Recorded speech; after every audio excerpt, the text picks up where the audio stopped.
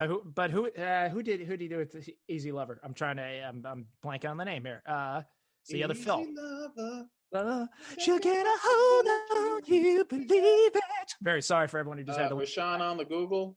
Yeah, it was Phil, because it was the two Phils. Oh, look at you, Fink. Keep going. Phil, why can I not remember it? I remember his only other song. Because he didn't have a lot. He didn't have a lot in his discography. Yeah. Philip Bailey. Philip Bailey, yes. That's it. I remember it was the two Phils. I remember that was the whole thing. It was like, and then I remember also being annoyed as shit at the music video because the music video is literally the two of them hanging out and getting together, getting ready to make the song and hanging around the soundboard. Yeah, I remember that. Yeah. And they have the song quietly playing in the background. I'm like, fuck you, motherfucker. I want to hear the fucking song. It's the age of music videos. And you gave me, and he did that as well with Billy Don't Lose My Number. He did the same thing, which holds up a little bit better because they were pitching him all the concepts in that and Phil Collins. But yeah, all right, white guys got to sing again. Let's step it up. White people, let's step up our musical chops. Rashawn, where are we going to here? You had given us the second on your list, so let's go back up to number one.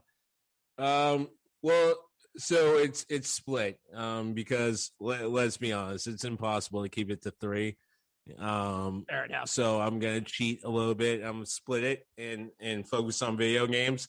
I'm happy they're remaking Mortal Kombat. I am, mainly because the story in Mortal Kombat, there's so much to it. There's so much meat that you don't necessarily have to stay on the main video game plot line because most movies always follow the plot line of basically Mortal Kombat 1 into 2 and a little bit of 2.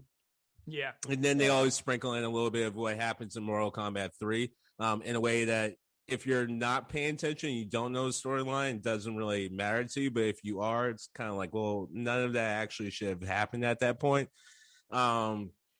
There's so much in that storyline completely in the Mortal Kombat universe that I'm just happy they're going back at it and giving it an honest attempt. Goro still looks shitty. I don't know how that's happening. Yeah. It's 2021 and we still have a shitty Goro. I can't understand why we can't get it right. But that being said, it looks like everything else is going to look pretty good. I'm pretty excited to watch it. Because the funny part is when you watch the first one, if you can get past how shitty everything is, it still oddly is somewhat of an entertaining movie. But I would like them also to give another honest attempt at Doom. Don't try to remake the story. Just give me the story. We know the story. It's in the video game. We all played it. Doom 1 and 2. That's all you have to really focus on. You don't have to give me a fucking zombie killer The Rock to make me interested. And I'm not going to believe that Carl Urban versus a fucking souped up Rock is going to win. Fuck all of you. Just nuke the whole planet. And it's not Mars. It's not stop that. Stop doing that with video games. There's a story. We all know it. You're not going to get it all right. You're not going to please everyone. So no one fucking cares. Just give us a good movie and we'll call it a day. There it is. I agree with you. Much so I do like Carl Urban. And I do too, but it's another movie where at the end it's like, you know what? Everyone can die. Everyone just go ahead and die. Don't care. It's cool. No one needs to live. It fits the plot of Doom though. Doom was kind of always about how far you can make it before you died. So ultimately, when it comes to these type of movies, I hope everyone dies just so we can all forget it and it's like it never existed. I know it's not real. I know it's not possible. But I just hope that, because everyone died, we'll all just move on and we'll never talk about it again. Okay. Okay. I can give you that. So, all right, maybe we'll keep our fingers crossed for a good remake here of Mortal Kombat. Though I do still hope somehow we can get a little cameo for Christopher Lambert. No.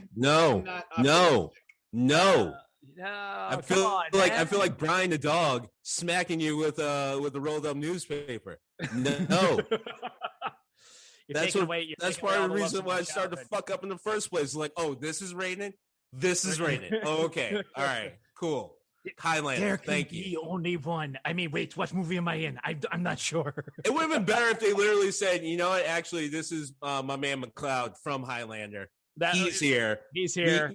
We'll find rating later. Then I would be like, you know what? Fuck it. Why not? Let's Well, go. Why not? It was a movie that ended up in the awesomely bad bin, and it Yes. should not have been in the awesomely bad bin. I'm talking about the original Mortal Kombat movie. Yes. It did not deserve to be, and it should not have been in the awesome, but it was awful. Even when I was a teenager, I'll never forget it.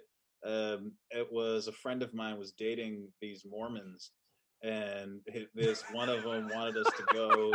Yeah, I'm not kidding. And they wanted I gotta to go. digress. I was like, why did what's up? Can I just ask something though? Because I've always wondered this, and I might get in trouble because I actually got a lot of love for the Mormon community. Why? But I guess my only question is, what is it like to date a Mormon? I always wonder, is it like, do you go home and drink non-alcoholic beer and not do anything? That's all I. That's always like, I don't know, and I'm sorry. They're anyone out like there who's every other religion. I mean, you know, you say you love Jesus, fine, and you just kind of, you go through the motions as much as you want to, too. Like she was not a diehard Mormon.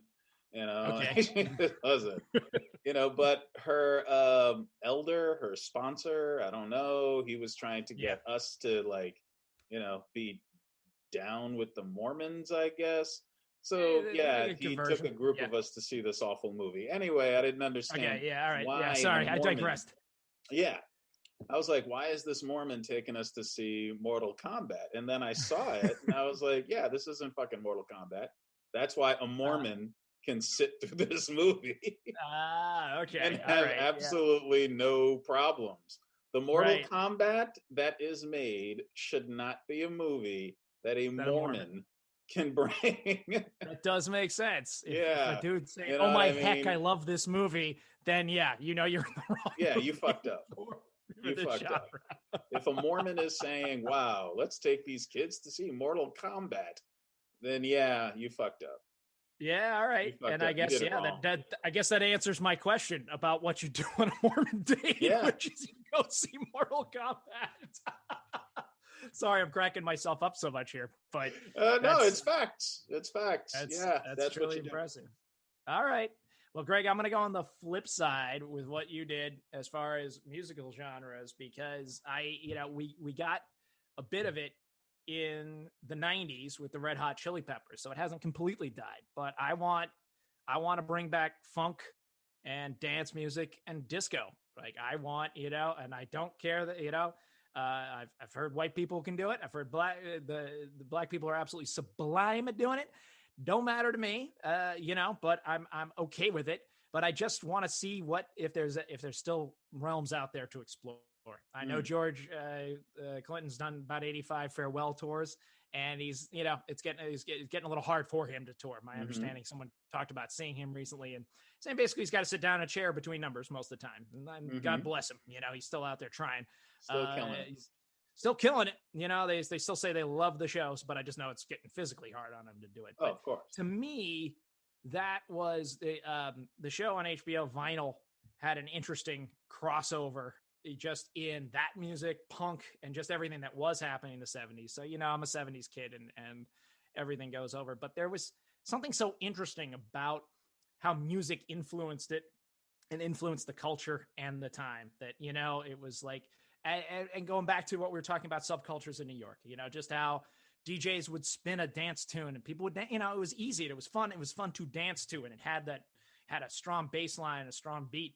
And he could, get down to it and have fun. And then that influences disco. And then that in turn influences the original artist who want to chart and get noticed and get money.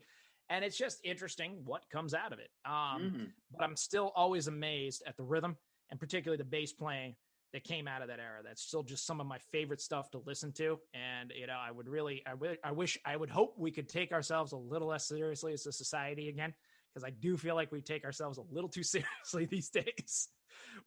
Why? I don't know, but still, bring it back, man. Bring back disco, bring back funk, bring it all back. And, find a way. Make it your own. Like I say, give it to children. You don't have to do it exactly like we did, but find something there. There's a lot there, and I think we could use a little happiness, especially coming out of this pandemic. Somewhere Jamiroquai is rolling over in his grave, and the man's not even dead yet. I was just listening to Virtual Insanity when working out the other day, so there we go. All right. On the 8th day, the Lord created funk. Absolutely. I think that, funk is hands down one of arguably the most important music form created. Everyone, no matter what genre of music you make, has tried to bring an element of funk, because funk is just, you need it. You need it. You know what I mean? And when you have it, it's just, it hits. Mm-hmm. It hits. Absolutely. So I completely agree with that. There are people who kind of have mastered making a version of their own funk, and I totally support it. There's the Platinum Pied Pipers, definitely have to do it. Trombone Shorty, if you haven't listened to Trombone Shorty, you're missing out. You gotta listen to Trombone Shorty. Obviously, New Orleans, they never let go of funk. Like New Orleans, it never ended in New Orleans. I completely agree. I completely agree. Let the funk gods loose. Let the dogs let's slip the dogs of funk. I think we need it. I think we need it in our society right now. We're certainly, pretty polarized and all that. And it's just saying, hey, let's just smile. Let's just take a fucking hour and smile for just a goddamn minute. Okay. Let's just try and forget it all. Put on some fucking funk. You know what I'm saying? Of some kind, right? Because it's just hard to, I was, my kids, of course, weren't having it, but I played Life on Planet Groove, Maceo Parker, the other day, Nice. And that's some kind of early funk mixed in with middle, because he played with for a long time with James Brown and all that, and I'm just grooving on it, and even on that first tune, the tune is called Shake Everything You Got. And he gives this, intro. He says, we call this happy music, right? That's what he said right there. And it totally is. It's just hard to be in a bad fucking mood when you're listening to this. I put it on when I'm doing the dishes, right? I mean, I'm a white dude doing the dishes. Who gives a shit? But it just makes that chore that much better, right? And I just feel like we just need funk, sweet funk in this world right now. And you're never gonna be able to turn a Bruno Mars into a James Brown. We're not saying that. Nope. In the name of all that is decent and good, we are not saying that. We're just saying, people can bring their own element of funk to what's happening. Absolutely. Absolutely. I like old Bruno. He did all right. You know what I'm saying? He mugged James, but if you're gonna steal from someone, stealing from James Brown ain't a bad way to go. That's all I'm saying. Absolutely. Look, the only 2 cents I would add to that is that y'all have to pick a side. Which one do you want? You want people to keep going with funk, or you want people to leave things alone? Because if you're going to go with funk, that means you're going to have to step on a few shoulders that came before it. And that's going to sound familiar sometimes. Yeah, I'm okay with that. Yep. You go right on ahead. And I have absolutely no problem with that.